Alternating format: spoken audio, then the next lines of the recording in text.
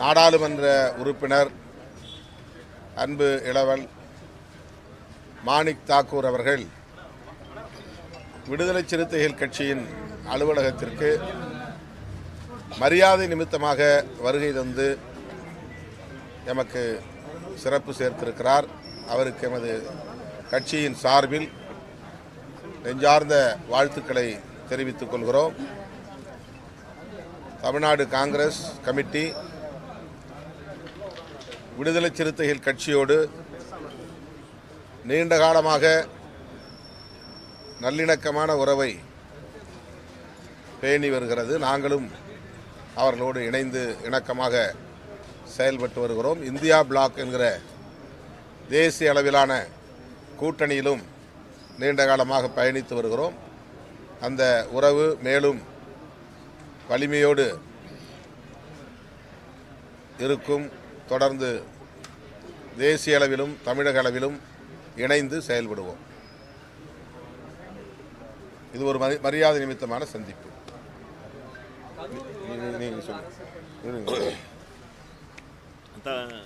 விடுதலை சிறுத்தைகளுடைய தலைவர், நாடாளுமன்றத்தினுடைய தமிழகத்தினுடைய அடையாளம் அருமைக்குரிய அண்ணன் திருமாவர்களை,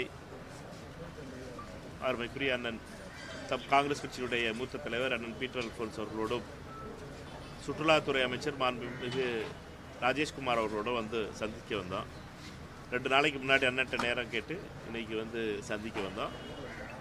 இது ஒரு மரியாதை நிமித்தமான சந்திப்பு.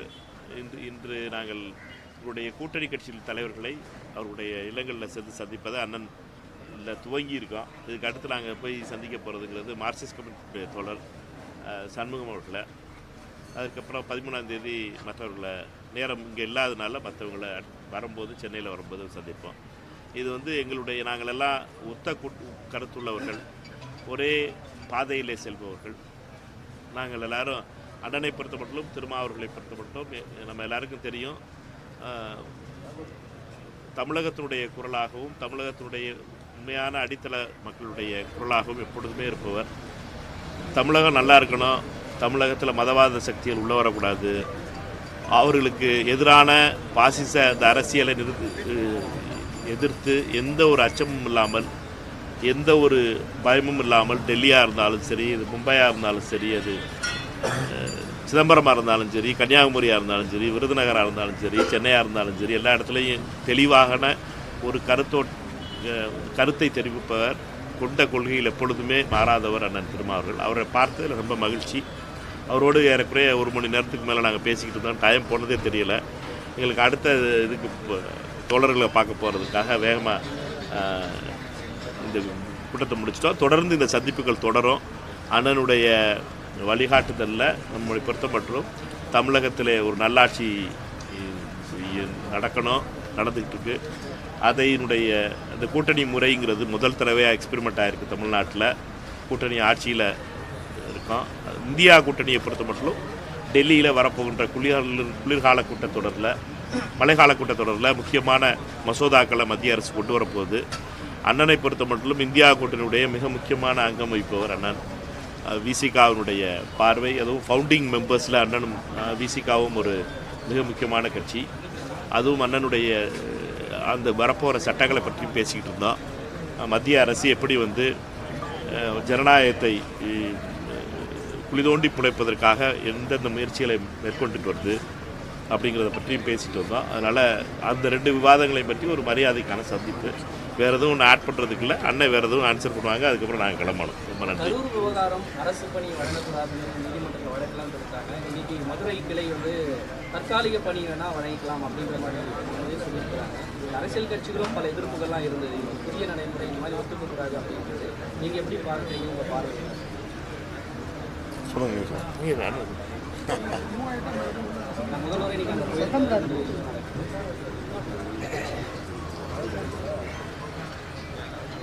விபத்திலே பலியானாலும் சரி அல்லது வன்முறைகளில் யாராவது உயிரிழந்தாலும் சரி, அந்த குடும்பத்தினருக்கு இழப்பீடு வழங்குவதோடு அவர்களின் தலைமுறையினரை பாதுகாக்க அரசு பணி வழங்க வேண்டும் என்பதை ஒரு பொதுவான கோரிக்கையாக நாம் தொடர்ந்து வலியுறுத்தி வருகிறோம். ஒரு கட்சியினுடைய மாநாட்டில் அல்லது பொதுக்கூட்டங்களில் இதுபோல சிக்கி உயிரிழந்தவர்களுக்கு அரசு பணி தரலாமா என்கிற கேள்வியை இப்போது எழுப்பியிருக்கிறார்கள். இதை ஒரு கட்சி சார்ந்தவர்கள் என்று பார்ப்பதை விட பாதிக்கப்பட்டவர்களுக்கு அரசு உதவ வேண்டும் என்கிற ஒரு பார்வை முக்கியமானது. இது விக்டிமாலஜிக்கல் ஆஸ்பெக்ட் என்று அதை சொல்வார்கள். யாராயிருந்தாலும் எப்படி இருந்தாலும் அவர்கள் குடிமக்கள் தான். ஆகவே தமிழ்நாடு அரசு அவர்களுக்கு மட்டுமில்லாமல் இதுபோல பாதிக்கப்படுகிற யாருக்கும் அரசு பணி வழங்குவது என்பதை ஒரு நடைமுறையாக கொண்டு வருவது நல்லது என்று நான் கருதுகிறேன். ஏற்கனவே எமது கட்சியின் சட்டமன்ற உறுப்பினர் எஸ் பாலாஜி அவர்கள் கடந்த சட்டமன்றத்தில் அந்த ஆட்சியின் போது இந்த கருத்தை வலியுறுத்தி பேசியிருக்கிறார். எனவே இதனை கட்சி சார்ந்தவர்கள் கட்சி சாராதவர்கள் என்றெல்லாம் பார்க்காமல் குடிமக்கள் பாதிக்கப்படுகிற போது அவர்களின் வாழ்வாதாரத்தை பாதுகாப்பதற்கு எந்த வடிவிலாவது அரசு உதவ வேண்டும் என்கிற பார்வை அவசியமானது. இது அரசு பணி, தற்காலிகமான பணி அல்லது நிரந்தர பணி என்றோ எப்படியோ அவர்களின் வாழ்வாதாரம் முக்கியமானது. ஒரு உயிரை இழந்து நிற்கிற குடும்பம் எந்த அளவுக்கு டிஸ்ஆர்கனைஸ் ஆகுங்கிறத புரிஞ்சுக்கணும். அந்த அடிப்படையில் இதை அணுக வேண்டுமே தவிர இது டிவிக்கு நிகழ்ச்சி, அதில் செத்து போனவங்களுக்கு ஏன் கொடுக்கணும் அப்படிங்கிற மாதிரி பார்க்குறது. எந்த கட்சியில் எப்போது ஒரு உயிர் இழந்தாலும் அந்த உயிரிழந்த குடும்பத்தினரின் நலன்களை கருத்தில் கொண்டு அரசு நலத்திட்டங்களை செய்வது அவசியமானது. அது அரசு வேலைவாய்ப்பாகவோ அல்லது வேறு வகையிலோ அந்த குடும்பத்தினரை பாதுகாக்க வேண்டும் என்பது ஒரு நல்ல அணுகுமுறை, நல்ல முடிவு என்று தான் நான் கருதுகிறேன்.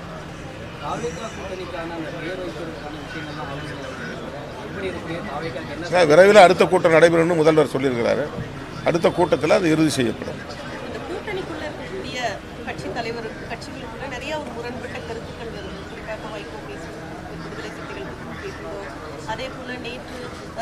கூட்டணி கட்சி தலைவர்கிட்ட யார்கிட்டையும் முரண்பாடு கிடையாது. ஊடகங்கள் அவசர கதியில் சில தகவல்களை நீங்கள் முன்முடிவு எடுத்து அதை பரப்பி விடுகிறீர்கள். கேட்கிற கேள்விக்கு அவர்கள் பதில் சொல்கிறார்கள், அவ்வளவுதான். யாருக்கும் எங்கள் கூட்டணி கட்சிகளுக்கு இடையில் எங்களுக்கு இடையில் எந்த முரண்பாடும் கிடையாது, எந்த குழப்பமும் கிடையாது. நீங்கள் என்ன ஒரு ப்ரொபோசல் தாவேக அரசோட இணைந்து செயல்படுறதுக்கு? ஏன்னா காங்கிரஸ் தேசிய அரசியலில் மிக முக்கியமாக இருக்குது, தமிழ்நாட்டிலும் பல பங்களிப்பு, உங்களுடைய பங்களிப்பும் தமிழ்நாட்டில் பல போராட்டங்கள் இயக்கங்கள்லாம் இருந்துருக்கு. ஸோ தாவேக அரசோட இணைந்து செயல்படக்கூடிய அந்த குறைந்தபட்ச செயல்திட்டம் எதை நோக்கி நம்ம பயணிக்கணும், இதெல்லாம் இதுக்கான ஒரு ப்ரொபோசல் என்ன ரெடி பண்ணிருக்கு சார்? உங்களுடைய ரோல், ரெண்டு பேருடைய கட்சியுடைய ரோல் ரொம்ப முக்கியமாக இருக்கும். இல்லை, தாவேகாவுக்கு ஆதரவு தெரிவித்தது உட்பட காங்கிரஸ் தலைமையிலான ஒரு அரசியல் இயக்கம் என்பது தேவை என்கிற அடிப்படையில் தான். இதுதான் ரொம்ப முக்கியமானது. அதாவது தேசிய அளவில் பாரதிய ஜனதாவை எதிர்கொள்வதற்கு காங்கிரஸ் கட்சியின் தலைமையிலான ஒரு அணியால் மட்டும்தான் முடியும். ஆகவே காங்கிரஸ் கட்சியின் தலைமையிலான அந்த அணி தமிழகத்திலும் வலிமை பெற வேண்டும், இதர மாநிலங்களிலும் வலிமை பெற வேண்டும். அந்த தேசிய பார்வையோடு தான் காங்கிரஸ் தாவேகாவை ஆதரிப்பது என்று முடிவெடுத்த நிலையில் இடதுசாரிகளும் இந்த முடிவை எடுக்க நேர்ந்தது, விடுதலை சிறுத்தைகளும் அந்த முடிவை எடுக்க நேர்ந்தது, இந்திய யூனியன் முஸ்லீம் லீக்கும் அந்த முடிவை எடுக்க நேர்ந்தது. இது திமுகவுக்கு எதிராக எடுக்கப்பட்ட நடவடிக்கை அல்ல, அல்லது திமுக கூட்டணியை பலவீனப்படுத்துவதற்காக எடுக்கப்பட்ட முடிவு அல்ல. தமிழகத்தில் குடியரசுத் தலைவர் ஆட்சி வருவதன் மூலம் பாஜக கொல்லைப்புற வழியாக இங்கே கால் ஊன்ற முயற்சித்தது. அதற்கு இடம் கொடுக்கக்கூடாது என்று காங்கிரஸ் அதிவேகமாக முடிவெடுத்து காய்களை நகர்த்தியது. காங்கிரஸ் எடுத்த அந்த நிலைப்பாட்டை ஆதரிக்க வேண்டியது மதசார்பற்ற சக்திகளின் கடமை. அந்த உணர்வின் அடிப்படையில் தான் என்னை அப்போது தொடர்பு கொண்ட தேசிய காங்கிரஸ் கட்சியின் தேசிய தலைவர் கார்கே அவர்களுக்கு நான் உறுதி கொடுத்தேன். என்ன சொன்னேன் என்றால், காங்கிரஸ் என்ன முடிவெடுக்கிறதோ அந்த முடிவையொட்டித்தான் நாங்களும் முடிவெடுப்போம். எங்கள் உயர்நிலைக்குழு கூட்டம் நடைபெற்று கொண்டிருக்கிறது, இடதுசாரிகளும் அதே முடிவை எடுத்திருக்கிறார்கள், எனவே எங்கள் ஆதரவை நாங்கள் தாவேகாவுக்கு தருவோம் என்று சொன்னது இந்த அடிப்படையில் தான். இப்போதும் நான் சொல்லுகிறேன், நாங்கள் தமிழ்நாடு அளவில் மட்டுமே இதை சிந்திக்கவில்லை, அணுகவில்லை. தேசிய அளவில் பாரதிய ஜனதா நாளுக்கு நாள் வலிமை பெற்று வருகிறது, மாநில கட்சிகளை சீரழித்து வருகிறது, ஒவ்வொரு மாநிலத்திலும் எதிர்க்கட்சிகளை சிதறடித்து வருகிறது. காங்கிரஸை மட்டும் அது பலவீனப்படுத்தவில்லை, ஒவ்வொரு மாநில கட்சியையும் பலவீனப்படுத்துகிறது. தமிழ்நாட்டிலே திமுக அதிமுக இரண்டையும் காலி செய்யக்கூடிய முயற்சியில் பாஜக தொடர்ந்து ஈடுபட்டு வருகிறது. இது தேசிய அளவில் ஆரோக்கியமான அரசியல் இல்லை. ஆகவே பாஜகவை எதிர்கொள்வதற்கு அல்லது பாஜகவின் சதி அரசியலை முறியடிப்பதற்கு காங்கிரஸ் தலைமையிலான அரசியல் இயக்கம் என்பது தவிர்க்க முடியாத ஒரு தேவையாக மாறுகிறது. அந்த அடிப்படையில் தான் நாங்கள் இப்போதும் முடிவெடுத்திருக்கிறோம். இணைந்து நிற்கிறோம், இணைந்து இயங்குவோம்.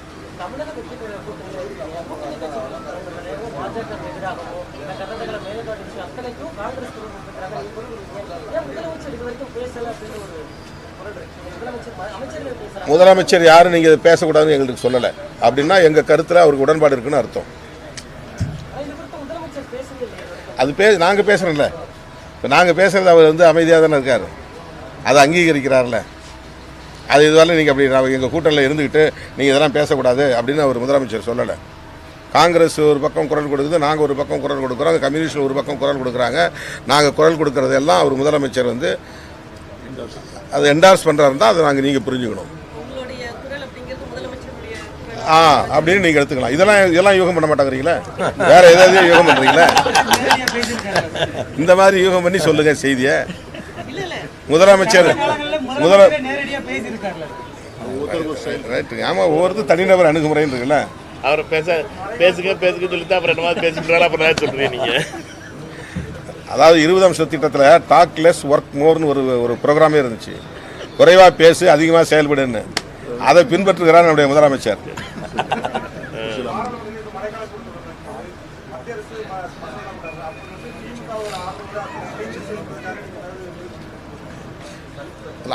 அவங்க நீண்ட நெடிய பாரம்பரியமுள்ள ஒரு அரசியல் கட்சி. அவங்களுக்கு தெரியும் எந்த நேரத்தில் என்ன முடிவு எடுக்கணும், யாரு கூட நிற்கணும் அப்படின்னு. இப்போ ஒன்றும் அவங்க காங்கிரஸுக்கு எதிரான எந்த நிலைப்பாட்டையும் எடுத்த மாதிரி தெரியல. இந்தியா பிளாக் கூட்டத்தில் அவர் கலந்துக்கலனாலும் கூட இந்தியா பிளாக்கு எதிரான நிலைப்பாட்டை அவங்க இன்ன வரணும் எதுவும் அறிவிக்கலை. அதனால் உரிய நேரத்தில் உரிய முடிவை திமுக எடுக்கும். அது நிச்சயமாக தேசிய நலன்கள்